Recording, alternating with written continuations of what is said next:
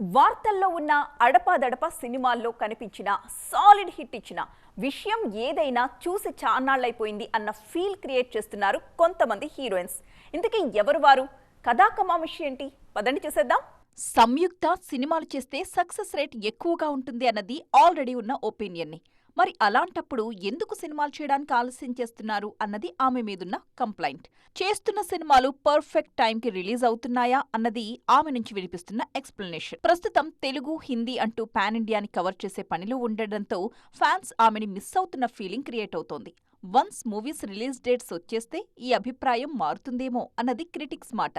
సంయుక్తని మాత్రమే కాదు, సాయి పల్లవిని కూడా మిస్ అవుతున్నారు జనం. తండేల్, అమరన్ సినిమాలతో మెప్పించారు పల్లవి. అయినా ఇప్పుడు సౌత్లో ఆమె చేస్తున్న సినిమాలు లేవు. నార్త్లో అమీర్ కొడుకుతో ఒక సినిమా ఉంది. దానిమీద నార్త్ వాళ్లకు ఎంత ఇంట్రెస్ట్ ఉందో తెలీదు కానీ సౌత్లో మాత్రం పెద్దగా బజ్ లేదు. అందుకే నెక్స్ట్ ఇయర్ వచ్చే రామాయణం కోసం ఎదురుచూస్తున్నారు.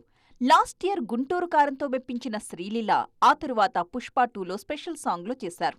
రీసెంట్గా రిలీజ్ అయిన రాబిన్హుడ్ ఫ్లాప్. అందుకే నెక్స్ట్ వచ్చే సినిమాల కోసం వెయిట్ చేస్తున్నారు ఆమె అభిమానులు. మిస్ లీలా నార్త్ మూవీస్ కోసం అక్కడి వారు కూడా ఈగర్గానే వెయిట్ చేస్తున్నారు.